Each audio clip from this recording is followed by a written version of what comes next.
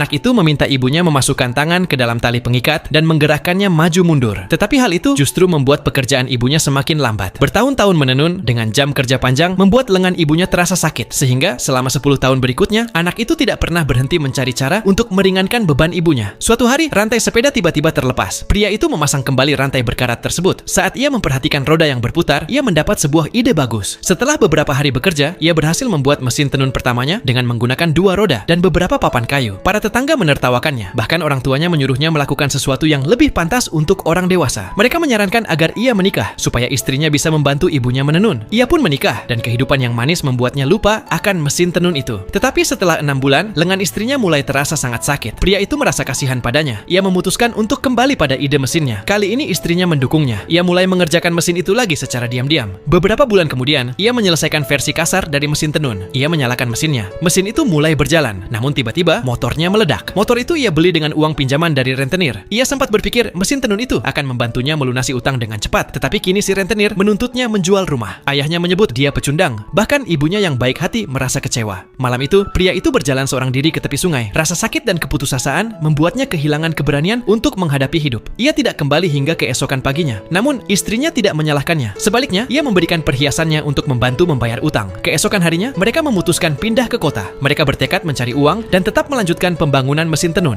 Sayangnya, pria itu terlalu jujur. Penumpang sering mempersulitnya. Suatu hari, ia bahkan mengalami kecelakaan lalu lintas. Saat dirawat di rumah sakit, ia melihat seorang pria di ranjang sebelah sedang belajar untuk ujian lisensi listrik. Ia membuka buku pria itu dan hanya dalam beberapa detik ia berhasil memecahkan soal yang sulit. Pria itu kemudian memperkenalkannya kepada seorang kontraktor. Akhirnya, ia mendapat pekerjaan tetap. Setahun kemudian, pria itu pulang ke kampung bersama istri dan anaknya untuk menjenguk orang tua. Ia juga ingin membawa kembali mesin tenunnya, tetapi orang tuanya melarang. Mereka menganggap mesin itu membawa sial. Ayahnya bahkan membakarnya. Hanya istrinya yang berkata agar ia tidak menyerah. Maka pria itu bekerja di siang hari dan mempelajari mesinnya di malam hari. Ia melakukannya selama 1 tahun penuh. Akhirnya, ia berhasil membangun mesin tenun kedua. Tetapi istrinya merasa ada yang salah. Benang seharusnya menenun dengan pola angka 8, bukan melingkar. Hal itu membuat pria itu hancur. Ia membongkar mesinnya dan menjual bagian-bagiannya ke tempat rongsokan. Keesokan harinya, ia menyadari bahwa yang dibutuhkan hanyalah lubang bulat kecil untuk membuat benang berputar membentuk pola angka 8. Ia bergegas ke tempat rongsokan dan membeli kembali semua bagian mesinnya. Setelah melakukan perbaikan baru, mesin tenun itu akhirnya selesai. Ia tidak sabar untuk membawanya kembali ke kampung halamannya. Mesin itu ia rakit kembali dan diuji coba. Bahkan para tetangga yang dulu menertawakannya datang untuk melihat. Dengan penuh keyakinan, ia menekan tombolnya, tetapi tidak terjadi apa-apa. Untungnya, hanya ada kabel tua yang rusak. Ia segera memperbaikinya. Saat mesin tenun itu berjalan lancar, berakhirlah era menenun dengan tangan di India.